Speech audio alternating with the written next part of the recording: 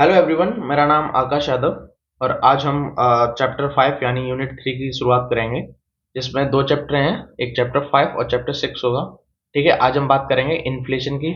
आगे हम बात करेंगे अगले चैप्टर में, यानी कि चैप्टर 6 में हाइपर सॉरी क्या बोलते हैं उसे, अनएम्प्लॉयमेंट की एंड फ्लिप्स कर्व की। ठीक है, इसमें हम बात करेंगे इन्फ्लेशन और हाइपर इन्फ्लेशन की।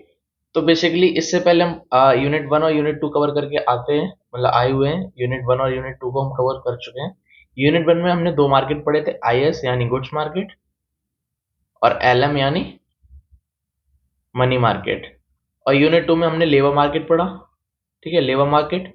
और फिर यूनिट 2 में ही हमने एग्रीगेट डिमांड और एग्रीगेट सप्लाई के कर्व्स देखे, कैसे मार्केट इक्विलिब्रियम में आता है। ठीक है, एग्रीगेट सप्लाई जो हमने लेबर मार्केट से जोड़ा था, और डिमांड जिसको गुड्स मार्केट और मनी मार्केट से हमने जोड़ के देखा था। ठीक है, तो इतना कवर करने के बाद आज हम यूनिट 3 की ओर चलते हैं। यूनिट 3 में हम अब जानेंगे इन्फ्लेशन के बारे में, कि इन्फ्लेशन क्या है। लेकिन इसको जानने से पहले मैं आपसे आशा करता हूं कि आप ये सब पढ़ के आ चुके होंगे, डिस्कस कर चुके होंगे, या आपने कहीं से ही पढ़ा हो, ये आपका हो रखा होगा पहले से। क्योंकि कुछ हो सकते हैं हम पॉइंट्स उधर से आईएसएलएम से या लेबर मार्केट से उठा के इधर लेके आए। ठीक है, तो उसको बारीकी से समझने के लिए, सही से समझने के लिए आपको थोड़ा प्रीवियस जो भी लेक्चर्स हैं उनको एक बार देख लेना। ठीक है, गो थ्रू तो कम से कम कर ही लेना, या नोट्स वगैरह से। ठीक है, अब हम बात करेंगे इन्फ्लेशन की। इन्फ्लेशन को देखो, बेसिकली इन्फ्लेशन में जो टॉपिक्स हैं वो ये हैं। ठीक है, और बिल्कुल कंटेंट तरीके से लिखा हुआ है, जो आपके एग्जाम में आने के मैक्सिमम चांसेस हैं। ठीक है, वो सब यहाँ आपको मिल जाएगा इसमें वीडियोस में। ठीक है, सारी यूनिट्स में यही तरीका रहेगा। तो आज हम जो टॉपिक्स कवर करेंगे, पहला होगा इन्फ्लेशन, कि इन्फ्लेशन है क्या। आसान शब्दों में या हिंदी में बोलें तो उसे हम महंगाई कह देते हैं, कि महंगाई। ठीक है, तो इन्फ्लेशन को समझेंगे, मतलब यहाँ डेफिनेशन की बात करेंगे। फिर हम टाइप्स ऑफ इन्फ्लेशन देखेंगे, कि इन्फ्लेशन बेसिकली कितने टाइप्स के होते हैं। जहाँ 6 होते हैं, हम देखेंगे CGO SSS। ठीक है, ट्रिक है, इससे हम देखेंगे। कॉजेज ऑफ इन्फ्लेशन को देखेंगे, कि क्या कारण है इन्फ्लेशन के होने के, कैसे डिमांड और सप्लाई फैक्टर्स को हम कह सकते हैं। उसके बाद हम बात करेंगे इन्फ्लेशन एंड इंटरेस्ट रेट की। बेसिकली यहाँ पे हम एक इक्वेशन देखेंगे जो कि इरविंग फिशर के द्वारा दे रखी है, तो उसको हम फिशर इक्वेशन भी कहते हैं। तो यहाँ हम फिशर इक्वेशन को देखेंगे। ठीक है, और साथ में हम यहाँ नॉमिनल इंटरेस्ट रेट और रियल इंटरेस्ट रेट को समझेंगे, इन्फ्लेशन, एक्चुअल इन्फ्लेशन और एक्सपेक्टेड इन्फ्लेशन को समझेंगे। इसके बाद हम बात करेंगे तो कॉस्ट ऑफ इन्फ्लेशन की। हम सीधी बात करेंगे कि प्रॉब्लम क्या क्या है जिसकी वजह से इन्फ्लेशन बढ़ने के समय कॉस्ट भी हमारी बढ़ जाती है, कई चीज़ों पे और भी एक्स्ट्रा खर्चा हो जाता है। ठीक है, तो यहाँ हम देखेंगे the cost of perfectly anticipated inflation और इम्परफेक्टली एंटिसिपेटेड इन्फ्लेशन के क्या होता है। ठीक है, फिर हम देखेंगे बेनिफिट ऑफ इन्फ्लेशन, कि इन्फ्लेशन के बेनिफिट्स क्या हैं। मतलब ऐसे नहीं है एक बेनिफिट है, वो हम यहाँ जानेंगे कि इन्फ्लेशन का बेनिफिट भी कोई हो सकता है। तो यहाँ हम वो बात करेंगे कि क्या बेनिफिट है इन्फ्लेशन का। ठीक है, और उसके बाद मैं कोशिश करूंगा कि आज स्ट्रेटजीज टू रिड्यूस इन्फ्लेशन भी हो जाए। बाकी ये कंप्लीट करने की कोशिश करूंगा कि कल आपका ये लेक्चर में कल एक और बना के hyperinflation, the cost of hyperinflation और stabilisation programme to control hyperinflation करा दो। आज कोशिश रहेगी 5.6 या 5.7 तक हम कर जाएं। ठीक है, यहाँ तक नहीं तो कम से कम यहाँ तक 5.6 तक हमारा आज कवर हो जाए। बाकी कल के लेक्चर में हम 5.7, 5.8 एंड 5.9 एंड 10। ठीक है, 4 टॉपिक या 4 टॉपिक्स हम कहाँ कल वाले लेक्चर में डिस्कस कर लेंगे। ठीक है, तो अब देखो, आज हम बात करेंगे इन्फ्लेशन की। तो जैसा कि सबसे पहले लिखा है 5.1 में, इन्फ्लेशन मीनिंग। तो इन्फ्लेशन है क्या, तो समझो इन्फ्लेशन क्या है। तो देखो, inflation is an increase in the overall price level. मैंने पहले लिख लिया ताकि आपको नोट्स में भी आसानी रहे और यहाँ टाइम आपका बच जाएगा, जल्दी हो जाएगा। यहाँ क्या कह रहा है, सीधी सी बात ये कह रहा है, an increase in the overall price level, कि जो प्राइस लेवल है उसमें ओवरऑल इंक्रीज हो रहा है यदि, तो उसी को हम इन्फ्लेशन कहते हैं। यानी यदि कोई भी एक यूनिट है या कोई भी सामान आप परचेज कर रहे हो, कोई भी गुड्स ले रहे हो, मान लो एक बिस्किट ले रहे हो आप, 10 रुपीज़ का आता था। ठीक है, अब क्या हुआ, वही बिस्किट 20 रुपीज़ का आने लगा। ठीक है, तो ये क्या है, प्राइस लेवल इंक्रीज हो गई। पहले 1 थी तो अब 2 हो गई, यानी ऐसे कह सकते हैं। तो प्राइस लेवल इंक्रीज हो गई। अब जो चीज़ पहले 10 की एक यूनिट आ रही थी, अब वही 20 की आ रही है। इस समय हम वही 2 यूनिट ले सकते थे, अब क्या है, सिर्फ एक हो पा रही है। तो ये प्राइस लेवल बढ़ गई, यानी कि महंगाई बढ़ गई है। ठीक है, कोई चीज़ पहले 10 की आ रही थी, अब वही 20 की आ रही है, तो नॉर्मल भाषा में हम कह देते हैं कि महंगाई बढ़ गई है ना। तो वही कह रहा है कि इन्फ्लेशन क्या है, inflation is an increase in the overall price level. या इसी की डेफिनेशन और देखो तो ये भी कह सकते हैं कि inflation is a situation of persistent and appreciable rise. क्या कह रहे हैं, एक ऐसी सिचुएशन है जो कंटिन्यूस राइज होता है इन द प्राइसेस। ठीक है, क्या होता है, लगातार प्राइस में क्या होता है, बढ़ावा होता है या बढ़ती रहती है प्राइस, जिसकी वजह से क्या होता है, leading to fall in purchasing power of money. जिसकी वजह से क्या होता है, जो परचेजिंग पावर होती है, ठीक है, किसी भी बंदे की जो परचेसिंग पावर होती है वो कम हो जाती है। खुद ही सोचो, यदि आपके पास पहले 20 रुपए थे, ठीक है, इस समय मान लो ये 2019 का है और ये 2023 का क्राइटेरिया है, मतलब टाइम है, ठीक है। तो यहाँ पे अब 2019 में यदि आपके पास 20 रुपीज होते तो आप 2 यूनिट ले पा रहे थे, यहाँ बिस्किट 2 खरीद पा रहे थे, 2 परचेज कर पा रहे थे। लेकिन वही 2023 में आप 20 का सिर्फ एक बिस्किट ले पा रहे हो। तो ये क्या है, आपकी परचेसिंग पावर ऑफ मनी को कम कर रहा है ना, कि जो आपके पास पहले पैसे थे उससे आप 2 यूनिट ले पा रहे थे, अब सिर्फ आप 1 यूनिट ले पा रहे हो। तो क्या कर रहा है, परचेसिंग पावर ऑफ मनी को कम कर रहा है, वही लिखा है leading to fall in purchasing power of money. जेम किन्स ने इसको एक रिलेशन बताया है दो के बीच में। कहा है कि inflation is an expansion in money supply, या वो बात कर रहे हैं कि मनी की सप्लाई के जब एक्सपेंशन का रिलेशन बता रहे हैं किसके साथ, supply of things to purchase, जो भी हम परचेज करते हैं उसके सप्लाई और सप्लाई ऑफ मनी के इंक्रीज होने का, इनका रिलेशन को ही हम इन्फ्लेशन कहते हैं। जेम किन्स ने इस बात को ऐसे समझाने की कोशिश की। ठीक है, तो ये तो इन्फ्लेशन हो गया। बेसिकली आपको यहाँ डेफिनेशन जाननी थी तो आप समझ में आ गया होगा कि इन्फ्लेशन है क्या। इतना समझ में आ गया, बोलो तो आगे बढ़े। इन्फ्लेशन क्या है, नॉर्मल सी बात है, प्राइस लेवल का ओवरऑल बढ़ना, उसी को हम इन्फ्लेशन कहते हैं। जब प्राइस लेवल बढ़ेगी तो क्या होगा, परचेसिंग पावर ऑफ मनी हमारी कम हो जाएगी। ठीक है, जो भी कंज्यूमर है उसकी परचेसिंग पावर कम हो जाएगी। अब हम बात करेंगे टाइप्स ऑफ इन्फ्लेशन की, कि इन्फ्लेशन कितने टाइप्स के होते हैं। ठीक है, तो बेसिकली हम पहले कह चुके हैं कि 6 टाइप्स के होते हैं। ठीक है, मैंने ऐसे बोला था CGO, सी से आपका हो जाएगा क्रीपिंग या माइल्ड बोलते हैं इसको, क्रीपिंग या माइल्ड। ठीक है, जी से हो जाएगा आपका ये रहा गैलोपिंग इन्फ्लेशन, ओ से हो जाएगा ओपन इन्फ्लेशन। ठीक है, और एस, ऐसे समझो तीनों एस, स्टैगफ्लेशन, दूसरा है सस्टेन्ड इन्फ्लेशन, और ये एक लास्ट सप्रेस्ड इन्फ्लेशन। ठीक है, क्या है, सप्रेस्ड इन्फ्लेशन। एक एक करके इन सभी टाइप्स को समझते हैं कि इनमें क्या अंतर है, क्या होता है। ठीक है, तो देखो सबसे पहले हम बात करते हैं पहला क्रीपिंग माइल्ड इन्फ्लेशन। क्रीपिंग है, इसको माइल्ड भी कहते हैं। इसमें बेसिकली क्या होता है कि पर ईयर या पर एनम मैक्सिमम 3% इन्फ्लेशन बढ़ जाता है पर एनम। ठीक है, समझ जाना, मैं वही लिख रहा हूँ।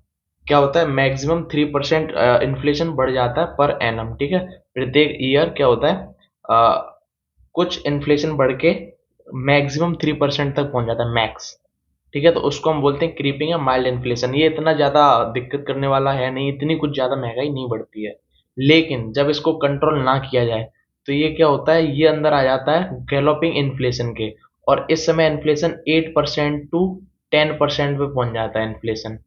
और इस समय सीन क्या होता है, यदि इसको नहीं रोका गया, यदि नहीं कंट्रोल किया गया, तो बाद में हमारा इन्वेस्टमेंट पे भी असर मिलेगा, इन्वेस्टमेंट कम हो जाएगा। ठीक है, इन्वेस्टमेंट क्या होने लगेगा, कम होने लगेगा, क्योंकि इंसान जो सेव करता है बाद में इन्वेस्ट करता है, वो सेविंग्स ही इतनी नहीं रहेगी, क्योंकि वो पैसे जो उसने बचाए हैं वो सेविंग्स के प्राइस लेवल बढ़ने की वजह से या इन्फ्लेशन के बढ़ने की वजह से इतनी परचेसिंग पावर नहीं रहेगी, कम हो जाएगी। तो इन्वेस्टमेंट पे भी बेसिकली आपका क्या है, असर पड़ेगा। ठीक है, आगे बात करेंगे हम स्टैगफ्लेशन की। किसकी, स्टैगफ्लेशन। तो ये मैं पहले भी प्रीवियस जो यूनिट पढ़ाई थी मैंने, उसमें भी बात की थी स्टैगफ्लेशन की। यहाँ सीन क्या होता है, यहाँ प्राइस लेवल एक तो बढ़ जाती है। ठीक है, क्या होता है, प्राइस लेवल इंक्रीज हो जाती है, आउटपुट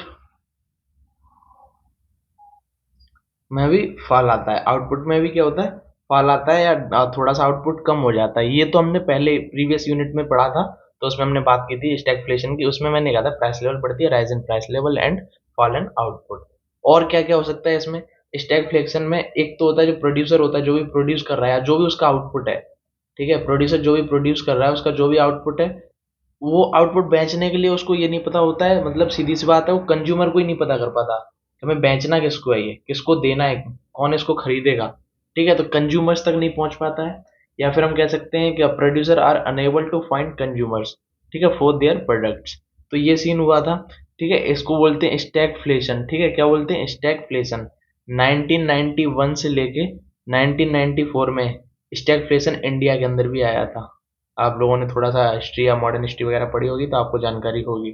ठीक है, तो इंडिया के अंदर भी 1991 से 1994 में भी स्टैगफ्लेशन आया था कि प्राइस लेवल बहुत बढ़ गई थी। प्रोड्यूसर भी क्या कहते हैं, कंज्यूमर्स को कंज्यूम करने के लिए जो भी मतलब हमारा प्रोडक्ट है वो नहीं दे पा रहे थे।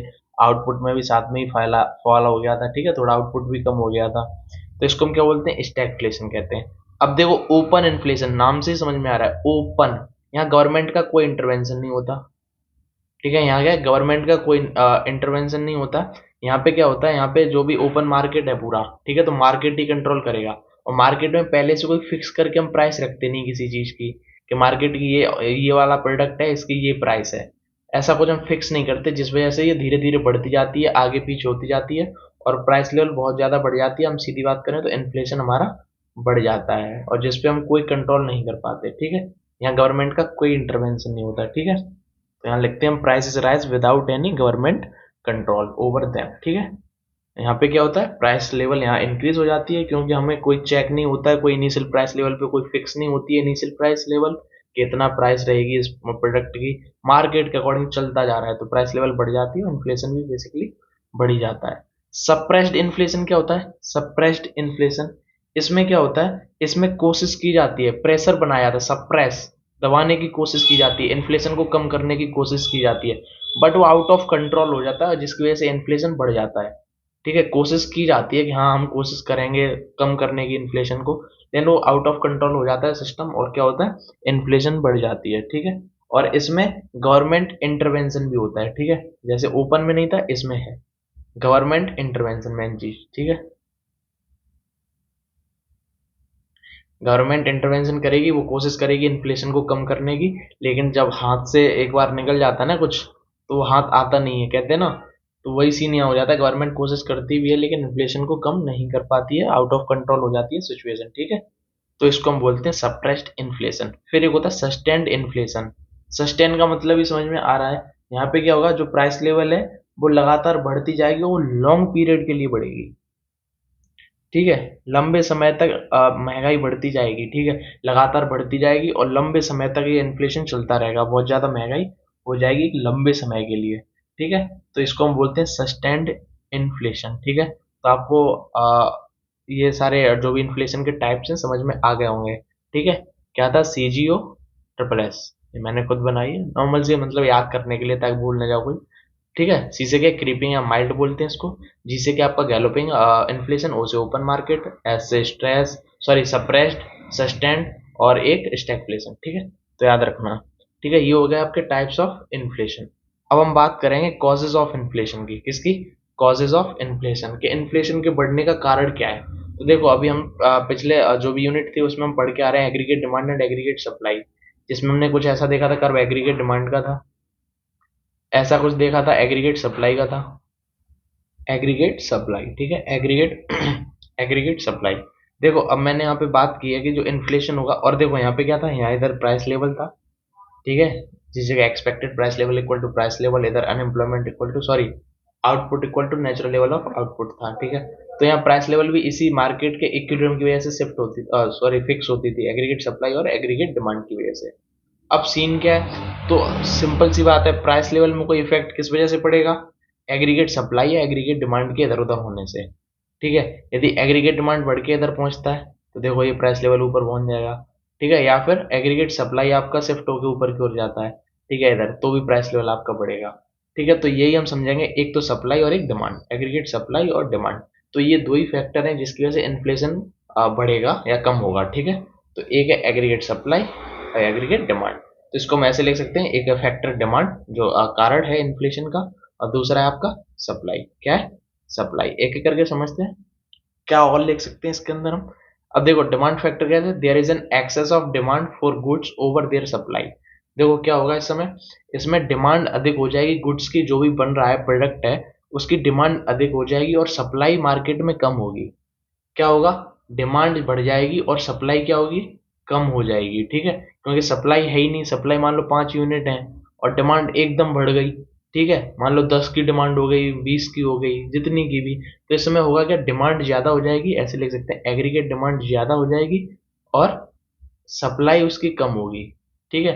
तो इस वजह से इन्फ्लेशन होता है। Demand pull inflation is normally explained when there is full employment. देखो क्या कह रहा है, अब बात तो आप ये भी कह सकते हो तो एग्रीगेट सप्लाई को बढ़ा दो, लेकिन ये डिमांड इन्फ्लेशन जब बढ़ता है तो ये सीन तब होता है जब फुल एम्प्लॉयमेंट लेवल होता है। फुल एम्प्लॉयमेंट का मतलब रिसोर्सेज पूरी तरीके से यूज किए जा रहे हैं, रिसोर्सेज जो भी हैं वो पूरी तरीके से यूटिलाइज किए जा रहे हैं, फुल एम्प्लॉयमेंट है। मतलब कि आप सप्लाई बढ़ा ही नहीं सकते, अब जितनी है उतनी आपने बढ़ा दी, अब और आप सप्लाई बढ़ा ही नहीं सकते, ठीक है। तो ये डिमांड फैक्टर जो है इन्फ्लेशन पे कब वर्क करता है, जब फुल एम्प्लॉयमेंट होता है। तो ये बात ध्यान रखनी है, मैं इसको हाईलाइट कर दे रहा हूँ ताकि बाद में आपको ध्यान रहे क्यों मैंने हाईलाइट किया, ठीक है, जब नोट्स देखो आप, ठीक है। तो ये बात याद रखनी है आपको, ठीक है।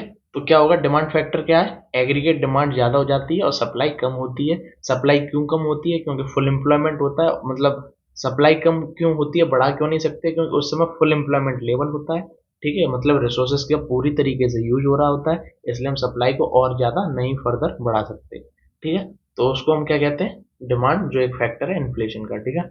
इसके कारण क्या है इन्फ्लेशन के, डिमांड एकदम क्यों बढ़ती है, क्या कारण है। तो देखो, ग्रोथ ऑफ पॉपुलेशन, क्या है, growth of population.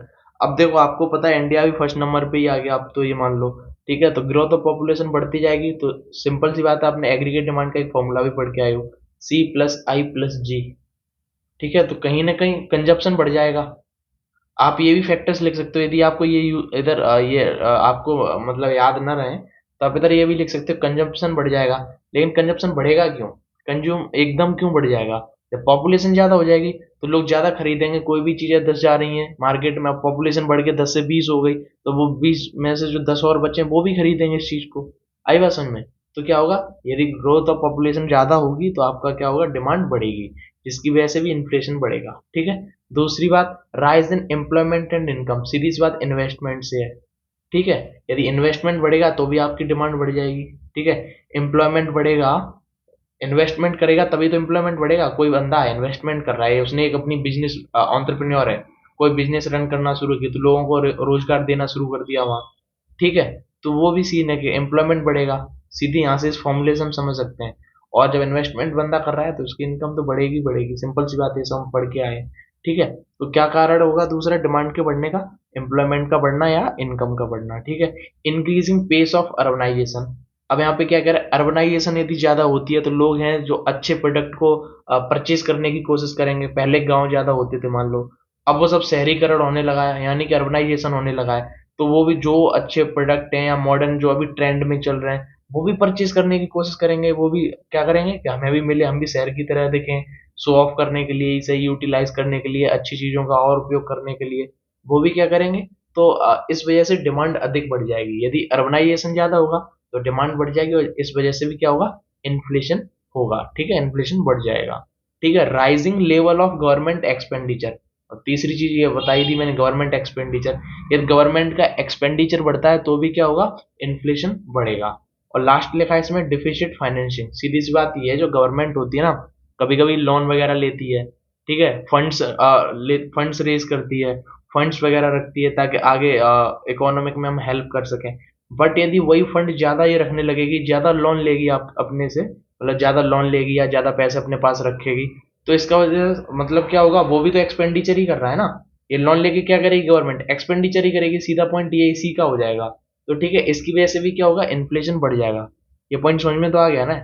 Deficit financing का मतलब है इसके पास पहले से पैसे तो है नहीं, अब इसने क्या किया, लोन ले लिया। डिफिसिट का मतलब मैं पहले भी बता चुका हूँ, बजट डेफिसिट में भी समझा होगा कि कमाना कम खर्चा ज्यादा है, ठीक है। तो गवर्नमेंट क्या करेगी, लोन लेगी, लोन लेके फिर उसका एक्सपेंडिचर करेगी, तो इस वजह से ये टॉपिक इसी के अंदर पहुंच जाएगा ये। और उस वजह से भी क्या होगा, डिमांड पे इफेक्ट पड़ेगा, डिमांड बढ़ जाएगी, और जिसकी वजह से इन्फ्लेशन हो जाएगा क्योंकि सप्लाई उतनी है ही नहीं। तो इस वजह से क्या होगा, अब एक ग्राफ से समझ लो, यदि आपसे पूछे कि वहां जाके कर्व्स या ग्राफ्स बना के आओ, तो ये आपका एग्रीगेट सप्लाई, ये एग्रीगेट डिमांड। अब क्या हुआ है, एग्रीगेट डिमांड बढ़ गई है, ठीक है, इस समय प्राइस लेवल ये थी, ठीक है, ये आउटपुट था। अब क्या हुआ, एग्रीगेट डिमांड बढ़ गई, तो एग्रीगेट डिमांड के बढ़ने से देखो ये प्राइस लेवल बढ़ गई, आउटपुट भी बढ़ेगा लेकिन प्राइस लेवल भी बढ़ जाएगी, ठीक है। तो प्राइस लेवल क्या होगी, बढ़ जाएगी, ठीक है। आई बात समझ में। अच्छा बना रहने देते हैं, ये हटा देते हैं, बहुत लिख दिया है इधर।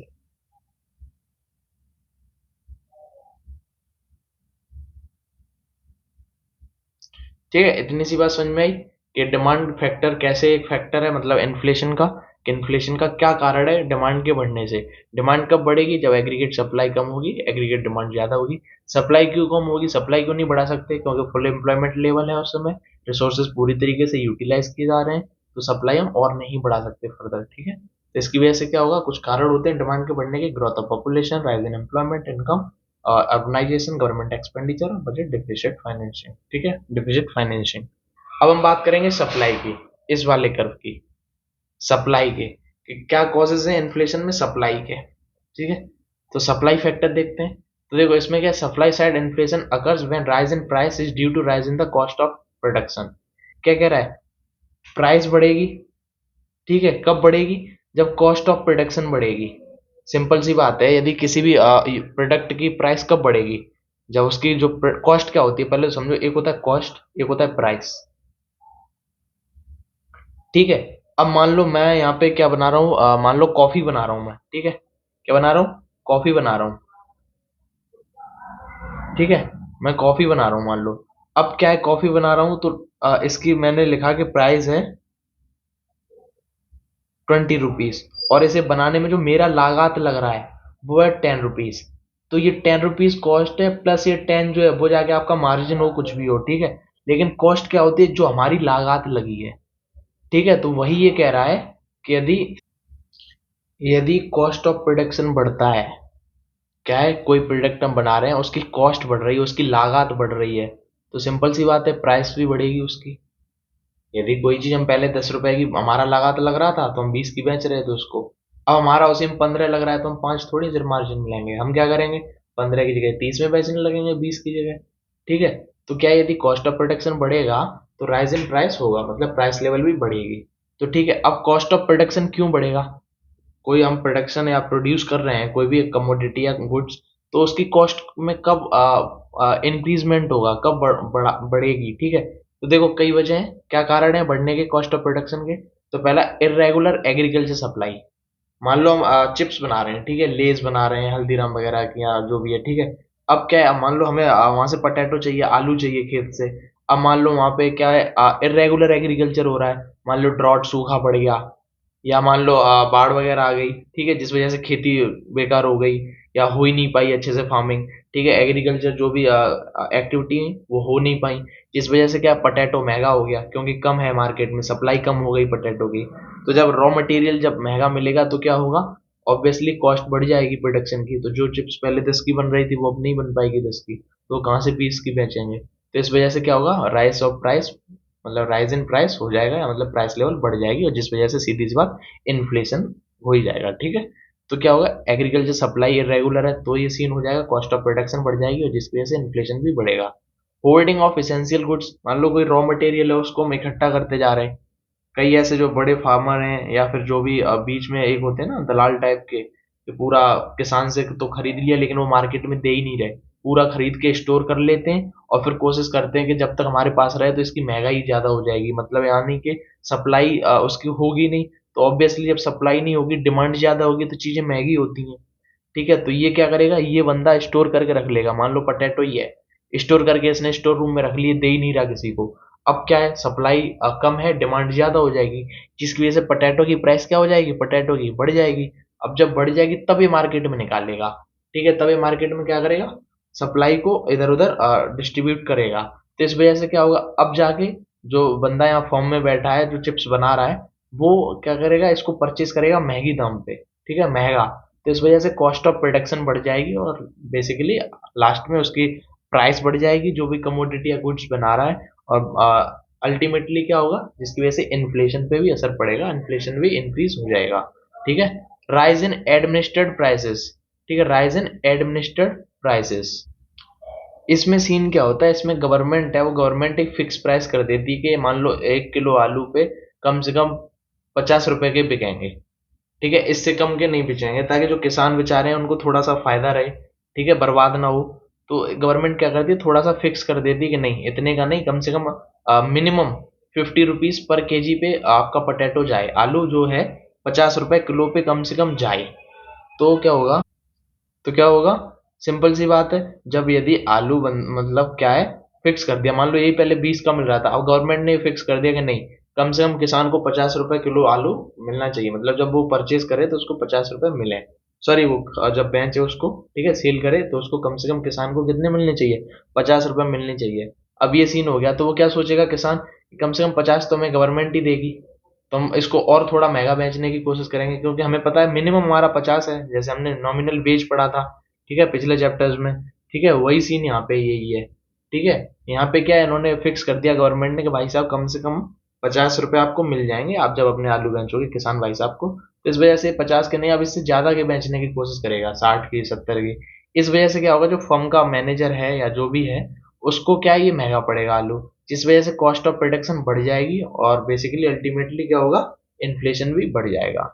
ठीक है, अगला देखो 4, inadequate growth of industrial production.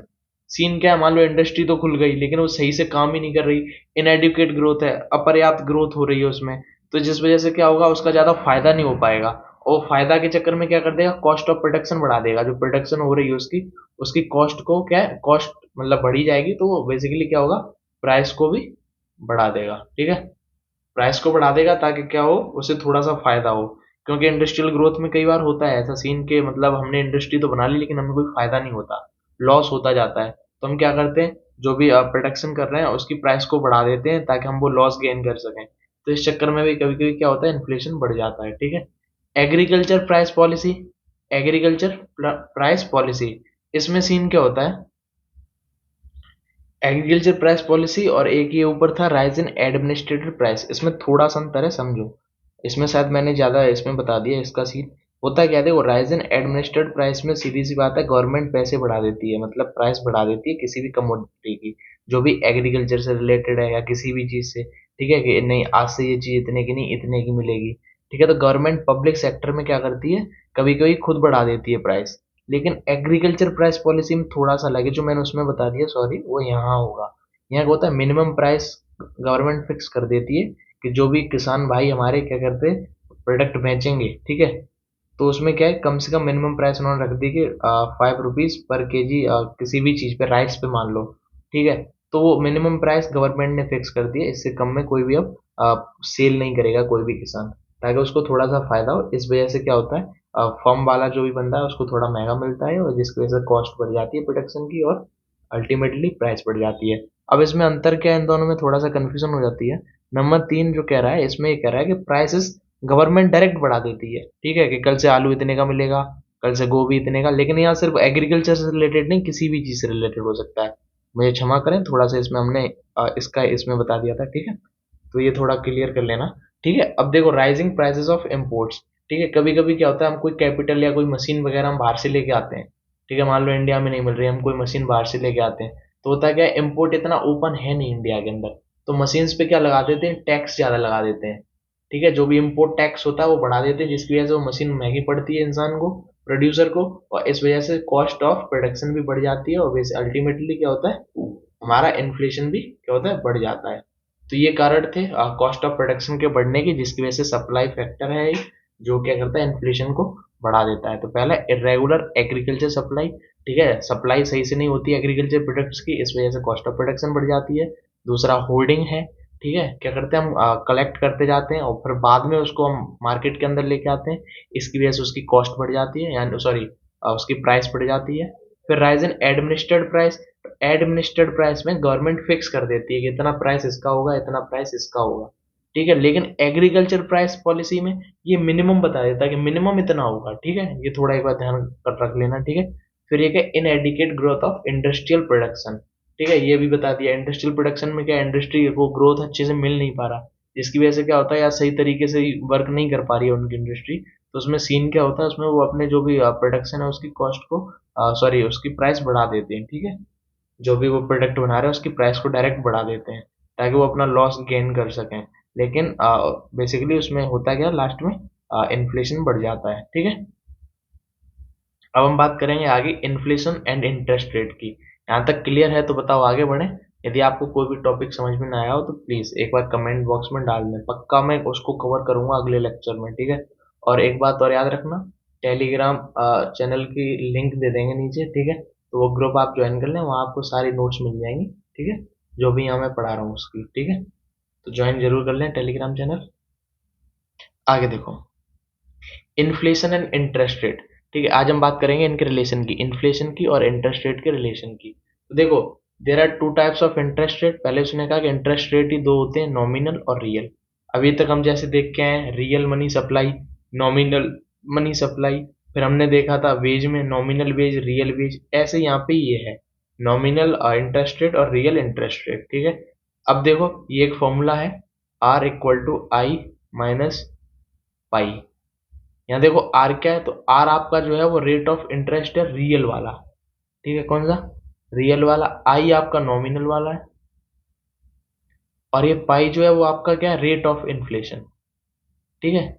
Rate of inflation, देखो मैंने लिखा भी है, ये आर क्या है, real rate of interest is the nominal rate of interest adjusted for inflation, ठीक है। क्या होता है, ये रियल रेट ऑफ इन्फ्लेशन है, जब नॉमिनल वेज के साथ साथ ये क्या करता है, रेट ऑफ इन्फ्लेशन को मिला के इनको मतलब एक रिलेशन है जिसको एडजस्ट करता है, और लास्ट में क्या निकाल के देता है हमको, रियल इंटरेस्ट रेट निकाल के देता है। नॉमिनल क्या है, नॉमिनल जो पहले से था, ठीक है।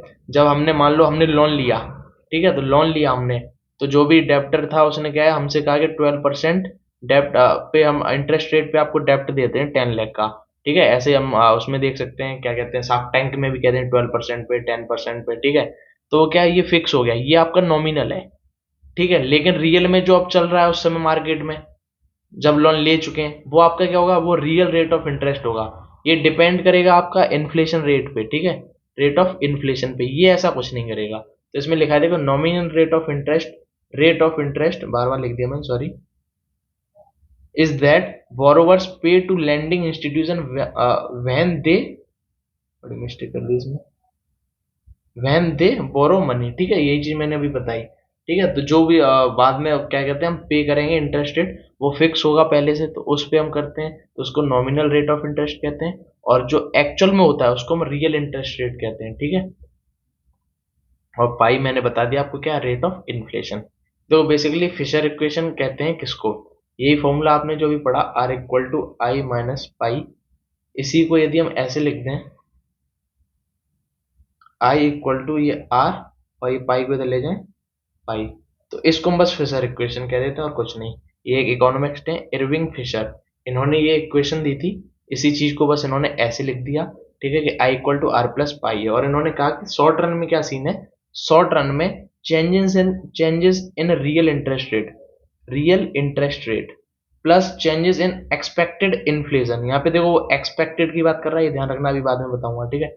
Expected inflation rate are shown in change in nominal rate, कि दोनों का प्लस, ये दोनों का प्लस क्या शो करेगा आपको, चेंजेस इन नॉमिनल रेट, ठीक है। ये शॉर्ट रन में। लॉन्ग रन में अलग सीन है, लॉन्ग रन में इन्होंने कहा कि यदि इंटरेस्ट रेट इंक्रीज होता है by the same amount as money growth, तो क्या होगा, मनी ग्रोथ जितना इंक्रीज होगा उतना ही इन्फ्लेशन इंक्रीज होगा, उतना ही इंटरेस्ट रेट। ये लॉन्ग रन में सीन है। एग्जांपल से समझते हैं, देखो क्या कर रहा है, यदि 5% इंक्रीज होती है मनी ग्रोथ, मतलब मनी की सप्लाई बढ़ती है 5%, तो इंटरेस्ट रेट भी जो होगा आपका, क्या बोलते हैं, नॉमिनल इंटरेस्ट रेट जो होगा वो भी आपका 5% ही बढ़ेगा, ठीक है। ये बात तो इरविंग फिशर ने कहा। अब इसी को हम समझते हैं दो इक्वेशन से। आपने एक पढ़ी थी क्वांटिटी थ्योरी ऑफ मनी, और एक फिशर इक्वेशन अभी जो पढ़ी है। क्वांटिटी थ्योरी ऑफ मनी कहती है कि यदि आप 5% मनी ग्रोथ को बढ़ाते हो, मनी की सप्लाई को बढ़ाते हो, तो 5% इन्फ्लेशन भी बढ़ेगा सेम अमाउंट में। और फिशर इक्वेशन ने अभी बताया, क्या बताया, कि यदि आप 5% इन्फ्लेशन को बढ़ाते हो, मतलब इन्फ्लेशन बढ़ता है, तो 5% नॉमिनल इंटरेस्ट रेट भी बढ़ेगा। तो हम यहाँ से ऐसे भी लिख सकते हैं, thus the 1-for-1 relation between inflation and nominal interest rate is called Fisher effect.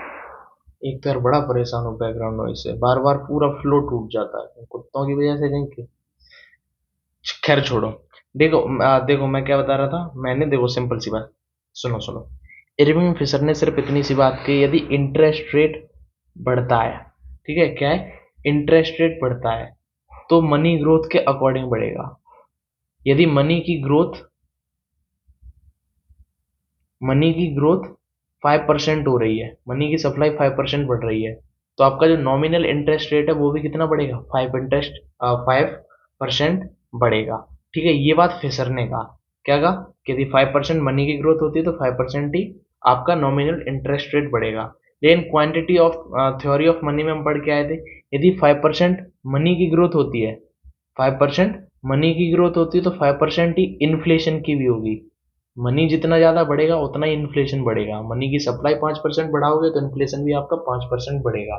तो हम कह सकते हैं सीधा इसका रिलेशन कह सकते हैं कि यदि यदि हम interest rate, nominal interest rate को हम किसी 5% से बढ़ाते हैं मान लो, तो इन्फ्लेशन भी क्या होगा, 5% से बढ़ेगा। ठीक है, तो वही बात है, इसी को हम बोलते हैं फिशर इफेक्ट। क्या बोलते हैं? Fisher effect. ये 1-for-1 relation between the inflation and nominal interest rate. फिर से समझ लो एक बात, फिशर ने क्या कहा? फिशर ने कहा यदि मनी की ग्रोथ को हम 5% बढ़ाते हैं तो इंटरेस्ट रेट जो है, नॉमिनल इंटरेस्ट रेट, वो भी 5% बढ़ेगा। और क्वांटिटी थ्योरी ऑफ मनी ने क्या कहा? इन्होंने कहा यदि इन्फ्लेशन है, 5% को हम इन्फ्लेशन को बढ़ा रहे हैं, इन्फ्लेशन, तो आपका इंटरेस्ट रेट भी क्या है, 5% बढ़ेगा। तो हम सीधा इसका रिलेशन देखो दोनों में, तो सीधी बात है ये आपस में इंटरकनेक्टेड है। तो हम सीधा लिख सकते हैं कि इन्फ्लेशन का और नॉमिनल इंटरेस्ट रेट, इन दोनों का 1-for-1 रिलेशन है। और इसी को हम बोलते हैं फिशर इफेक्ट। क्या बोलते हैं? Fisher effect. ठीक है, आई बात समझ में? ठीक है, क्वांटिटी ऑफ थ्योरी में इन्फ्लेशन और मनी ग्रोथ है, सॉरी, मनी ग्रोथ। ठीक है, तो ये आपस में रिलेशन है, ये देखो मनी ग्रोथ दोनों में, तो इंटरेस्ट रेट और इन्फ्लेशन भी आपस में रिलेटेबल हो जाएंगे। ठीक है, आई बात समझ में? तो अब हम आगे बढ़े, चलो आगे बढ़ने से एक चीज और नहीं हो गया। ठीक है, इतनी सी बात क्लियर है, पहले ये बताओ तब आगे बढ़े। ये जितना पढ़ा दिया वो क्लियर है? चलो क्लियर ही होगा। यदि कोई चीज समझ में नहीं आई तो पूछ लेना, सिंपल सिंपल है तो इतना कुछ भी नहीं पढ़ाया। हाँ, ऊपर ही है। हाँ ठीक है, ठीक है, तो यहाँ तक क्लियर है, तब आगे समझो। अभी तक हमने पढ़ा, अभी जस्ट हमने क्या पढ़ा? फिशर की इक्वेशन पढ़ी।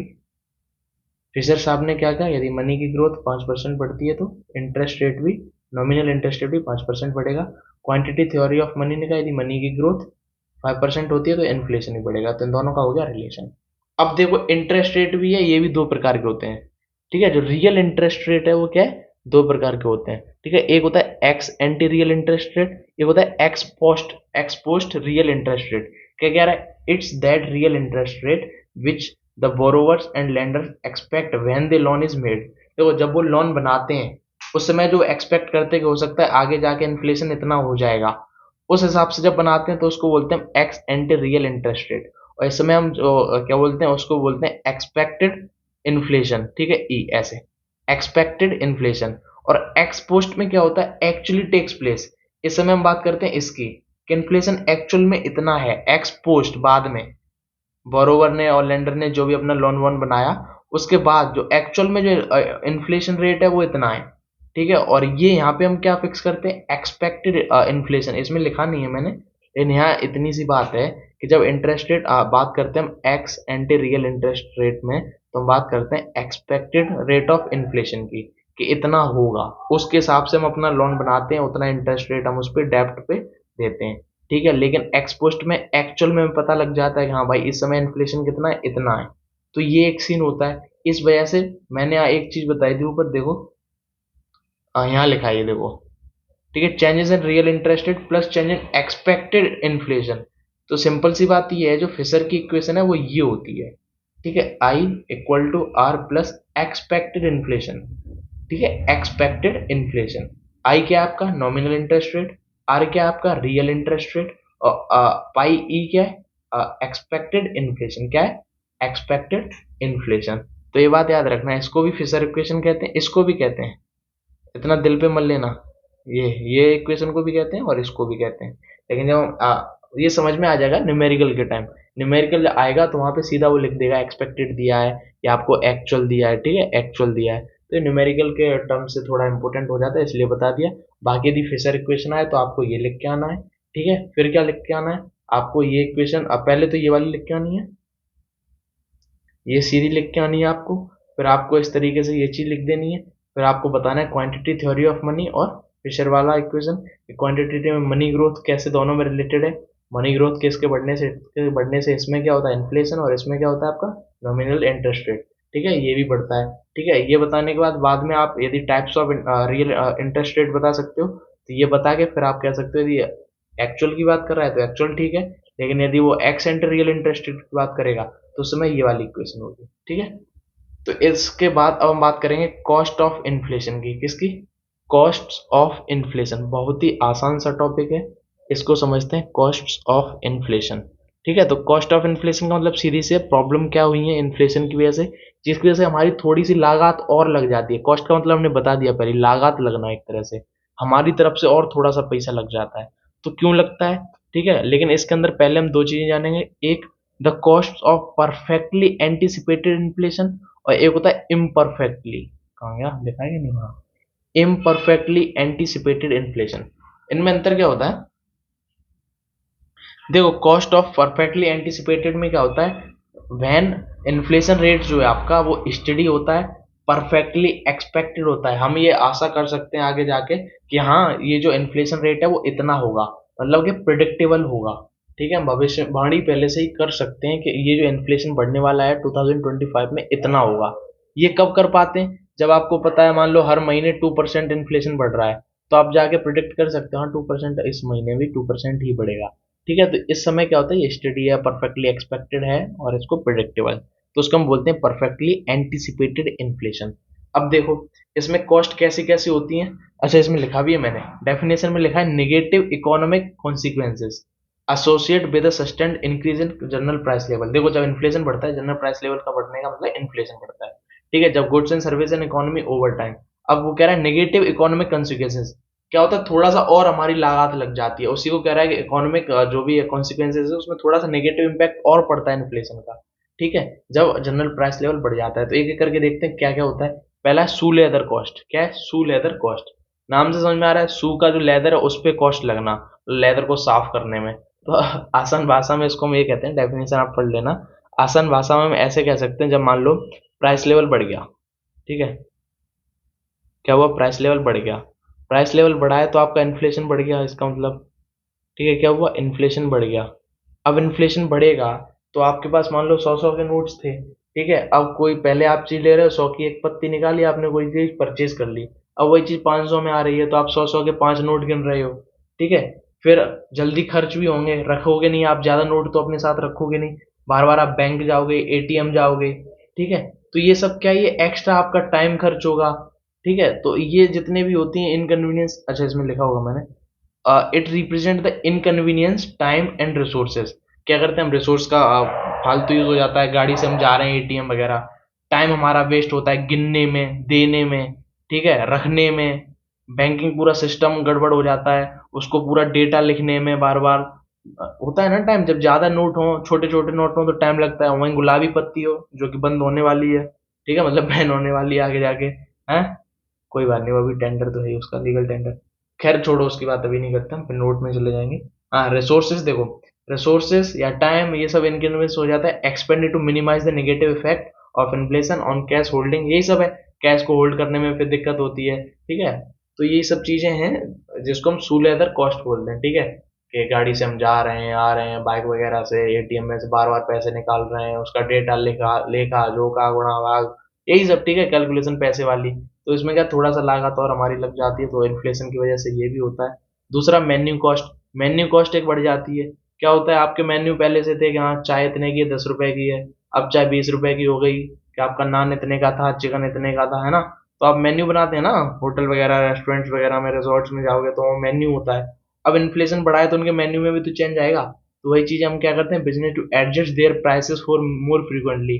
दूसरी चीज, कपड़े वगैरह होते हैं, उस पर टैग लगे होते हैं, ये शर्ट इतने की है, ये शूज इतने का है। अब इन्फ्लेशन बढ़ा है तो उन सबके भी प्राइस बढ़ी होगी, तो वो सारे टैक्स को चेंज करना, तो इसको बोलते हैं मेन्यू कॉस्ट। क्या बोलते हैं, मेन्यू कॉस्ट। देखो बोलिएगा, reprinting menus, updating price tags and reprogramming systems. ठीक है, तो इन सब में भी पैसा खर्च हो जाता है, तो इसको बोलते हैं मेन्यू कॉस्ट। फिर है एक the cost of relative price variability. देखो यहाँ पे सीन क्या होता है, यहाँ पे जब इन्फ्लेशन बढ़ता है, ठीक है, इन्फ्लेशन बढ़ता है तो price of goods and service में चेंज। ठीक है, प्राइस ऑफ गुड्स और सर्विस क्या होती है, चेंज होती है, सिंपल सी बात है। लेकिन ये क्या होती है, डिफरेंट लेवल पे चेंज होती है, किसी की 5 रुपए बढ़ गई, किसी की 10 बढ़ गई। ठीक है, तो leading to change in their relative price, तो उसी को हम बोलते हैं the cost of relative price variability. ठीक है, आगे देखो, टैक्स डिस्टॉर्शन। टैक्स डिस्टॉर्शन में क्या, सिंपल सी बात है, inflation can change individual tax liability. अब देखो क्या होगा, आपका इन्फ्लेशन बढ़ रहा है, अब आपको चाहे टैक्स उतना ही क्यों न देना पड़े, तो आपके लिए अब वो ज्यादा हो जाएगा, या कम भी हो सकता है, ज्यादा भी हो सकता है। सिंपल सी बात क्या है, अब टैक्स की लायबिलिटी भी बढ़ जाएगी आपके लिए, ठीक है। मान लो इन्फ्लेशन बढ़ा, टैक्स भी बढ़ा दिया, तो आपके लिए वो टैक्स भी क्या करेगा, चेंज होने लगेगा, ठीक है। तो उसमें भी आपको एक तरह से दिक्कत आएगी, जिसके अलग से कॉस्ट भरनी पड़ेगी, आपको पे करनी पड़ेगी, एक्स्ट्रा आपको टैक्स देना पड़ेगा। वही सब है, छोटी छोटी बातें, ठीक है। Inconvenience of making inflation correction. अब क्या होता है, मान लो जैसे ये स्केल है 15 सेंटीमीटर का, अब मान लो यही बार बार वेरी कर रहा है, ये जो क्या करते हैं जिससे हम मीजर कर रहे हैं लेंथ को, यही बार बार वेरी कर रहा है, कभी 15 सेंटीमीटर इतना होता है, तो कभी 15 सेंटीमीटर इतना हो गया, तो कभी 15 सेंटीमीटर इतना हो गया। तो जब ये मीजर करने वाला ही वेरी करेगा, तो करेक्शन करने में बड़ी दिक्कत होगी बार बार। तो वही चीज कह रहा है कि इन्फ्लेशन की वजह से क्या है, डॉलर, एग्जाम्पल लिखा होगा मैंने, नहीं लिखा, चलो। मान लो डॉलर में हम सब कुछ करते हैं, ठीक है, डॉलर से हम रिलेट करते हैं कि इसकी वैल्यू इतनी है डॉलर में, ठीक है।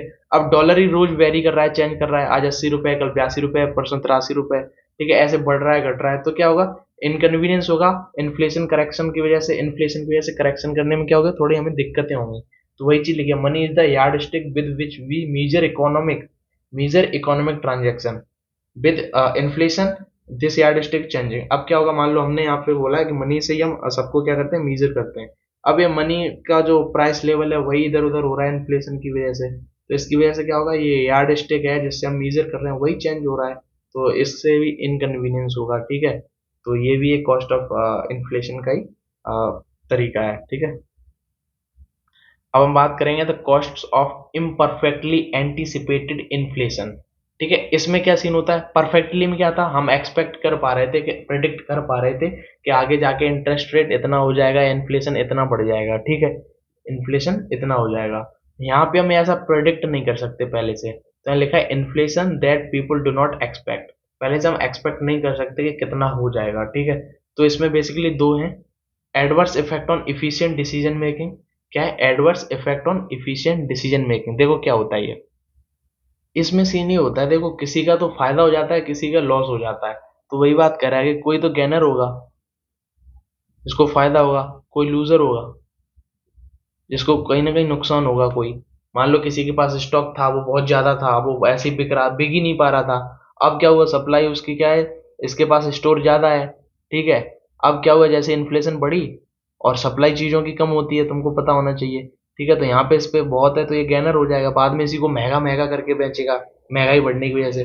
लूजर पहले से ही खो बैठा है कुछ, मतलब सीधी सी बात ये, adverse effect on efficient decision making में ये डिसीजन पे डिपेंड करता है। किसी के लिए तो बहुत बड़ा रिस्क ले लेते हैं लोग इन्फ्लेशन के टाइम, ठीक है। तो वही बात कर रहा है कि कुछ होते हैं जो गेन कर सकते हैं, प्रॉफिट भी पा सकते हैं इन्फ्लेशन में, और कुछ लूजर होते हैं जो काफी बुरे हालत हो जाती है इन्फ्लेशन के टाइम, ठीक है। तो नॉर्मल सी बात है, कुछ ऐसा है नहीं। आर्बिट्री वेल्थ रिडिस्ट्रीब्यूशन में क्या बात की है, आर्बिट्री वेल्थ रिडिस्ट्रीब्यूशन, इसमें देखो आपको ये पता होना चाहिए, जब भी इन्फ्लेशन बढ़ता है, कब बढ़ेगा इन्फ्लेशन, जब मनी की सप्लाई बढ़ती है।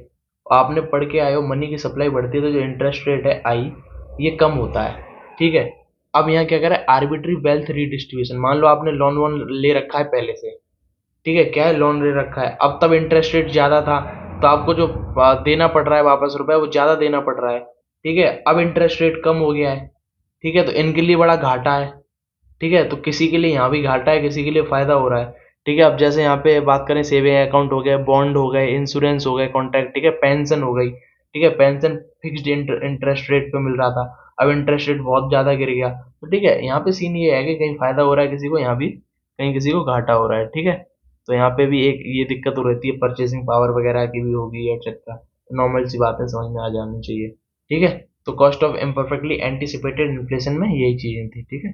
इसमें क्या होता है, पीपल क्या करता है, एक्सपेक्ट नहीं कर पाता प्राइस लेवल कम होगा या ज्यादा होगा, इसकी वजह से लोग रिस्क ले लेते हैं, तो किसी को फायदा हो जाता है, किसी को घाटा हो जाता है। दूसरी चीज, पेंशन एंशन, लोन लेना, इस पे भी घाटा फायदा होगा, ठीक है। किसी ने बाद में लिया लोन, तो उसे इंटरेस्ट रेट कम वापस करना पड़ेगा, पहले किसी ने ले रखा है तो इंटरेस्ट रेट ज्यादा उसे देना पड़ेगा, उसके लिए तो फिर मर ही गया, मतलब खत्म ही है वो आदमी, इस तरीके से हो जाती है कंडीशन, ठीक है। तो ये क्या था, जब एकदम प्राइस लेवल को आप नहीं जान सकते, बढ़ रहा है कि घट रहा है, इन्फ्लेशन को नहीं समझ सकते। अब हम बात करेंगे कि बेनिफिट की, कि इन्फ्लेशन का बेनिफिट क्या है। एक एक ऐसा बेनिफिट है जो इन्फ्लेशन में फायदा भी करता है। देखो इसमें जेम्स टॉबिन एक आपके इकोनॉमिक्स थे, उन्होंने कहा कि little amount of inflation is good for the economy, कि छोटा बहुत यदि इकोनॉमिक्स इन्फ्लेशन बढ़ रहा है तो वो अच्छा है इकोनॉमिक्स के लिए। कैसा है? अच्छा है। कई हैं ऐसे, जॉर्ज ए अकरलॉफ हैं, William T Dickens and George L Perry, ठीक है। तो ऐसे कई हैं, पेरी पेरी ये फ्राइज नहीं है, ठीक है। तो ये इकोनॉमिस्ट हैं, इन्होंने भी यही बातें कही हैं, इनको सपोर्ट किया है कि इन्होंने कहा है कि ये इकोनॉमी के लिए बहुत अच्छा है, थोड़ा बहुत इन्फ्लेशन बढ़ता है, ठीक है। सीन समझो कैसे फायदा करता है, मतलब थोड़ा सा इन्फ्लेशन बढ़ता है। अब लेबर मार्केट को थोड़ा सा हम सपोर्ट, मतलब थोड़ी सी उसकी मदद करके आपको ये समझाएंगे, उसकी हम मदद लेंगे और फिर हम आपको ये समझाएंगे। लेबर मार्केट में आ जाओ, ठीक है। लेबर मार्केट में क्या सीन है, मान लो इन्फ्लेशन बढ़ गया थोड़ा सा। इन्फ्लेशन क्या हुआ? बढ़ गया। अब इन्फ्लेशन के बढ़ते ही क्या होता है, जो नॉमिनल वेज या प्राइस वेज होती है, सीधा लिख देते हैं वेज जो होता है, ठीक है। आपका जो नॉमिनल वेज होता है, नॉमिनल नॉमिनल वेज होता है, ये थोड़ा सा कम कर देती है। जो भी फर्म है वो क्या कर देती है, नॉमिनल वेज थोड़ा सा कम कर देती है, ठीक है। नॉमिनल वेज क्या करती है, थोड़ा सा कम कर देती है। इससे क्या होता है, हालांकि माना कि जो भी वहाँ पे लेबर है उसके नॉमिनल वेज से इतना फर्क पड़ता भी नहीं उसे। लेबर जो होती है उसे रियल वेज से मतलब होता है, किससे मतलब होता है, रियल वेज से। तो नॉमिनल वेज से उसे इतना मतलब होता नहीं है, ठीक है। तो मान लो जब नॉमिनल वेज कम हो जाता है, ठीक है, नॉमिनल वेज को क्या है, इसको बोलते हैं, हम ऐसे ही बोलते हैं नॉमिनल वेज कट, ठीक है, या फिर हम इसको बोलते हैं, और क्या यही कह सकते हैं, ठीक है, नॉमिनल वेज कट और बोलते हैं इसको, नॉमिनल वेज कट, ठीक है। मतलब थोड़ा सा कट कर लेते हैं हम नॉमिनल वेज में से। इससे होता क्या है, लेबर जो है इसको इतना असर पड़ता नहीं, क्योंकि उसे रियल वेज से मतलब होता है। अब जब नॉमिनल वेज को थोड़ा सा कम करते हैं, तो जो उनकी प्रोडक्शन या जो भी प्रोड्यूस कर रहे थे, जो भी प्रोडक्ट बना रहे थे वो, जो भी प्रोडक्ट्स बना रहे थे, ये इनकी कॉस्ट ना बढ़ के इनकी कॉस्ट को भी थोड़ा सा कम कर देते हैं वो। फिर कुत्ते आ गए। चलो कोई बात नहीं। देखो, मैंने कहा कि यदि इन्फ्लेशन को थोड़ा सा बढ़ता है जिसकी वजह से हम नॉमिनल वेज में थोड़ा सा कट करते हैं, जिसकी वजह से लेबर की नॉमिनल वेज तो कम हो जाता है, लेकिन रियल वेज से उन्हें मतलब होता है, ठीक है। तो अब कैसे रियल वेज भी कम होगा अभी तो, लेकिन समझो कैसे। अब प्रोडक्ट है जो भी, उसके हम थोड़ी सी कॉस्ट को कम कर देते हैं, ठीक है। जो कॉस्ट बढ़ रही थी उसको ना बढ़ा के हमने कम ही रखा, उतना ही रखा है, थोड़ा सा कम कर दिया। तो जिसकी वजह से प्राइस लेवल जो होगी वो भी कम हो जाएगी, प्राइस लेवल भी इतनी नहीं बढ़ेगी, ठीक है। ये भी क्या रहेगी, थोड़ी कम रहेगी, ठीक है। तो इसका मतलब क्या है, जब प्राइस लेवल कम होगी तो रियल वेज वहीं रहेगा, ठीक है। उसे रियल वेज से इतना मतलब होता है, ठीक है। नॉमिनल वेज से नहीं होता है, हम लेबर मार्केट में पढ़ के आए हैं। तो अब जब प्रोडक्ट की हमने थोड़ी सी कॉस्ट को ना बढ़ा के कम ही कर रखा है, ठीक है, तो अब इससे क्या होगा, मेंटेनिंग रियल वेज, इससे हम रियल वेज को मेंटेन करके रख सकते हैं, क्योंकि लेबर को वैसे भी रियल वेज से मतलब होता है, ठीक है, कि वो जितना पैसा मिल रहा है उससे वो कितना खरीद पाएंगे। नॉमिनल वेज से उन्हें इतना मतलब होता नहीं है, ठीक है। अब जब कॉस्ट को हमने कम किया तो प्राइस लेवल कम हो गई, तो इसकी वजह से क्या होगा, दूसरे जो भी कंपटीटर हैं, ठीक है, वो भी यही करेंगे भाई।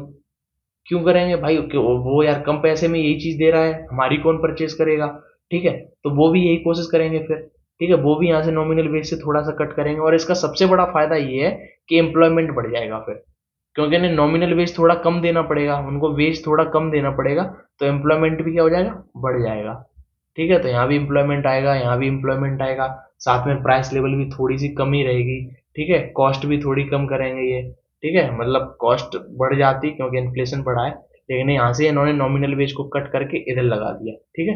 तो जिसके से कॉस्ट पे इतना इफेक्ट नहीं पड़ेगा, और बेसिकली रियल वेज भी मेंटेन बनी रहेगी, और इससे कंपटीटर भी आगे बढ़ने की कोशिश करेंगे, और इससे क्या होगी, कंपटीशन भी बढ़ेगी।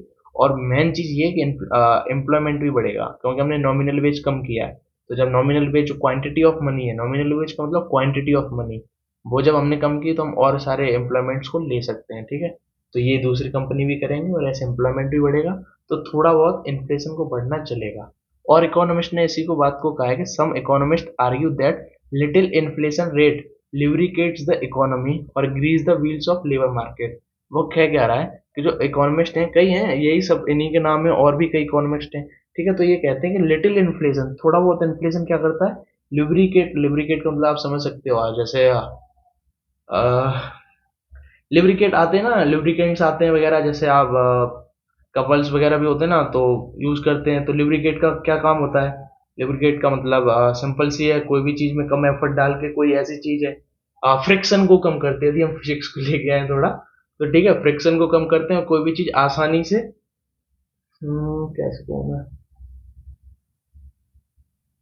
आप समझ में आ गया होगा आप लोगों को, लिब्रिकेंट्स वगैरह यूज किए जाते हैं, जिससे क्या होता है, थोड़ा कम एफर्ट डाल के कोई भी चीज यदि इधर उधर करनी है हमें, मान लो यदि पाइप है, पाइप में हमें दूसरा पाइप फंसाना है, ठीक है, तो सिंपल सी बात है, उसको लुब्रिकेंट्स वगैरह उस पे ऐसे ट्यूब वगैरह आते हैं जो हम लगाते हैं, जिससे आसानी से वो चला जाता है, ठीक है।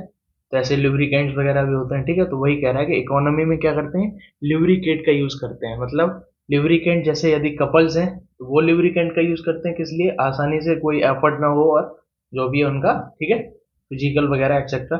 ऐसे यहाँ इस लुब्रिकेट का मतलब ये है कि इकोनॉमी के अंदर, ठीक है, जो इन्फ्लेशन है वो क्या है, एक तरह से इन्फ्लेशन क्या ल्यूब्रिकेट है, इकोनॉमी को बढ़िया रखता है। या इसी को एक एग्जांपल जो समझ सकते हैं, ग्रीस द व्हील्स, ठीक है, जो व्हील्स हैं आवाज वगैरह कर रहे हैं, खड़खड़ कर रहे हैं, सही से चल नहीं रहे, तो उन पे जब हम ग्रीसिंग कर देते हैं तो वो चिकने हो जाते हैं, हाँ चिकनाई, ठीक है। ल्यूब्रिकेट्स क्या, चिकनाई होती है, एक तरीके से ऑयल वगैरह टाइप की होती है, ठीक है, जो क्या करता है, आसानी से सब काम कर देता है, ठीक है, जो भी है। अब बच्चे तो नहीं, तुम समझ गए होगे, ठीक है। ग्रीस द व्हील्स का मतलब भी वही है, जब व्हील्स पे हम ग्रीस वगैरह लगा देते हैं तो ये भी स्मूथली काम करते हैं, ठीक है। जिससे इतना आपका पेट्रोल फ्यूल भी बचेगा। और तो वही चीज कह रहा है कि लेबर मार्केट के अंदर जो इन्फ्लेशन है ये एक ल्यूब्रिकेंट की तरह यूज होता है, या फिर ग्रीस द व्हील्स, ठीक है, ऐसे भी कहते हैं इसको। अब बात करते हैं स्ट्रेटजीज टू, चलो इसको कल करेंगे, काफी बड़ी वीडियो हो गई, 56 मिनट्स की हो गई, ठीक है, इसको अभी नहीं करते हैं, ठीक है। तो देखो इतना मैंने पढ़ा दिया आपको बेनिफिट्स ऑफ इन्फ्लेशन तक। यदि हम बात करें, आपका इन्फ्लेशन हो गया यहाँ पे, ठीक है, इन्फ्लेशन क्या है, टाइप्स ऑफ इन्फ्लेशन हो गया, कॉजेज ऑफ इन्फ्लेशन हो गया, डिमांड कैसे और सप्लाई, ठीक है, ये सब मैंने यहाँ बता दिया। इन्फ्लेशन और इंटरेस्ट रेट में फिशर इक्वेशन आपने देखी, आई इक्वल टू क्या था, आर प्लस ये, ठीक है, ये आपकी इक्वेशन थी। ये क्या था आपका, नॉमिनल रेट ऑफ इंटरेस्ट, ये आपका क्या था, रियल इंटरेस्ट रेट, और ये आपका रेट ऑफ इन्फ्लेशन, ठीक है।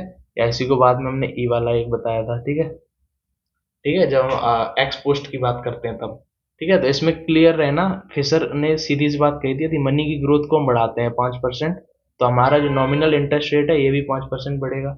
और क्वांटिटी थ्योरी ऑफ मनी में हमने पढ़ा कि मनी के यदि ग्रोथ को, क्योंकि बच्चे कंफ्यूज हो जाते हैं थोड़ा, तो हम बार बार इसको बता रहे हैं, आपने भी देखा होगा। तो यदि मनी की ग्रोथ बढ़ेगी तो इन्फ्लेशन, ठीक है, तो इन्फ्लेशन भी थोड़ा सा उतना ही, सॉरी 5% है तो 5% ही बढ़ेगा, ठीक है। तो ये इक्वेशन थी जिसकी वजह से हमने ये वाला रिलेशन देखा, ये वाला, ठीक है। तो इसी रिलेशन को हम बोलते हैं फिशर इफेक्ट, ठीक है, क्या बोलते हैं, फिशर इफेक्ट। इसके इफेक्ट पर इन्फ्लेशन के 5% बढ़ने से इंटरेस्ट रेट भी 5% बढ़ेगा, ठीक है, नॉमिनल, रियल नहीं हम बात करें, नॉमिनल की, ठीक है। तो ये बात थी, तो इसी को हम फिशर इफेक्ट कहते हैं, ठीक है। बाद में हमने कॉस्ट ऑफ इन्फ्लेशन की बात की, इसमें cost of perfectly anticipated inflation, cost of perfectly anticipated inflation की, ठीक है। और लास्ट में हमने बात की बेनिफिट्स की, क्या एक बेनिफिट है इन्फ्लेशन का, कि कैसे लुब्रिकेंट की तरह यूज करते हैं, या फिर ग्रीस द व्हील्स, ठीक है, कैसे इकोनॉमी में इन्फ्लेशन इन्हीं की तरह यूज किया जाता है इन्फ्लेशन का, ठीक है। अब हम कल बात करेंगे स्ट्रेटजीज टू रिड्यूस इन्फ्लेशन की, और फिर hyperinflation, cost of hyperinflation, और stabilisation programme to control hyperinflation. तब तक के लिए बहुत बहुत शुक्रिया कि आप यहाँ तक बने रहे। अब हम बात करेंगे अगले लेक्चर में, मिलते हैं चलो अगले लेक्चर में। थैंक्स टू यू कि आपने वीडियो यहाँ तक देखी, ठीक है, बाय।